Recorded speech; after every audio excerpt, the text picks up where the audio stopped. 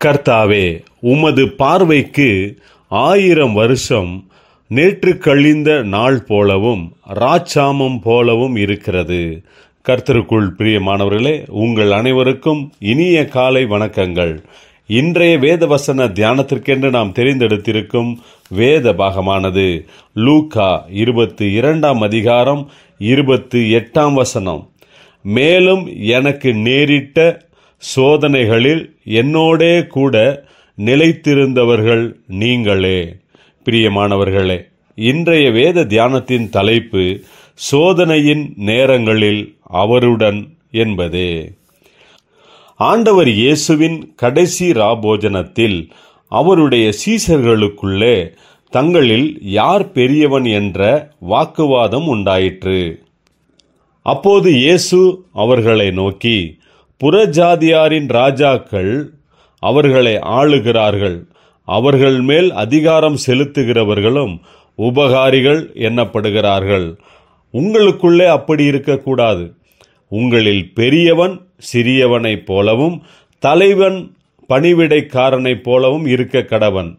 பந்தி இருக்கிறவனோ பணிவிடை செய்கிறவனோ எவன் பெரியவன்? பந்தி இருக்கிறவன் அல்லவா? அப்படியிருந்தும் நான் உங்கள் நடுவிலே பணிவிடைக்காரனைப் போல இருக்கிறேன் என்றார். மேலும் எனக்கு நேரிட்ட சோதனைகளில் என்னோடே கூட நிலைத்திருந்தவர்களும் நீங்களே என்கிறார்.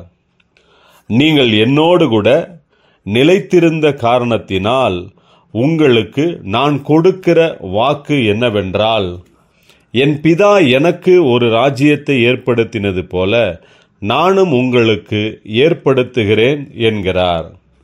பிரியமானவர்களே, ஆண்டவர் இயேசுவின் ஊழியத்தில் இருக்கும் அனைவருக்கும், கிறிஸ்துவுக்காக பாடுகளை அனுபவிக்கும் எல்லோருக்கும் ஆண்டவர் இயேசு கொடுக்கிற வாக்கு என்னவென்றால், நீங்கள் எனக்கு நேரிட்ட சோதனைகளில் என்னோடே கூட நிலைத்திருந்த காரணத்தினால் உங்களுக்கு என்னுடைய ராஜ்யத்தில் உயர்ந்த இடத்தை நான் தருவேன் என்கிறார்.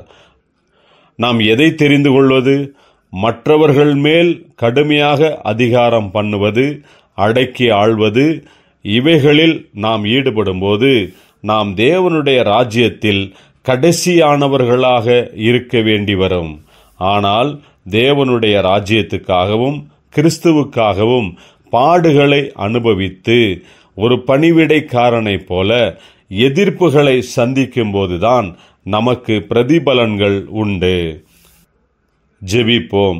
ஜீவனுள்ள தேவனே, உம்முடைய ஊழியத்தில் எத்தனைதான் பாடுகளும் சோதனைகளும் வந்தாலும் அவை அத்தனையையும் சகிக்கும்படியான கிருபை தாரும், பெலன் தாரும், ஆசீர்வதியும். இயேசு கிறிஸ்துவின் நாமத்தில் ஜெபிக்கிறோம் நல்ல பிதாவே. ஆமேன்.